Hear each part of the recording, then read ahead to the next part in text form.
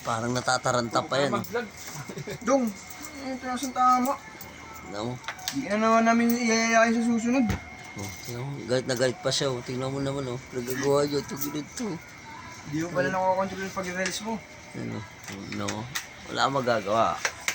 Nagkasama ka ng vlog. Tapos mo na sigurong kumita dyan, Dong. Kaya Ayun ganun na. ba? Ang dami yan. Kasi kalaman.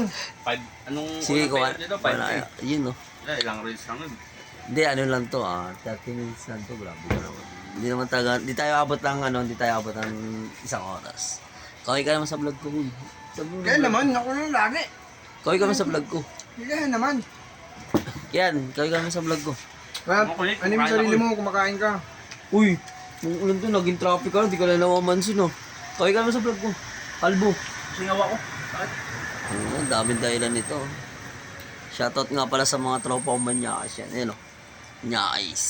Ito si Kaya naman nga. Kaya manyakis. Ito ang pinaka-founder ng manyakis yan. Ito yung kung ano, kung ilang taon na Yeah, na. siya. Interview mo. Ilan taon ka na ba, manyakis? Naloko ka lang yun. Utusan ka lang yun. Inutusan mo na daw ako. Uy, inutusan mo ba ako? Uy, Nga, kaya naman. ito pala. Kaya sumagot ka naman tungkol ng taon to. Parang fast talking kay Boy Edwin dahil Kumain ka na ba? fast talk mo. Oh, ano masabi mo? Kumain ka na dyan. Tag-ilang taon. Uy, ikaw po. Alas ito kumain, oh. Pag nakita nyo to, huwag nyo nga alokin to, At sa kalsada. Ano masabi mo sa dalawa? Oh, yan, okay.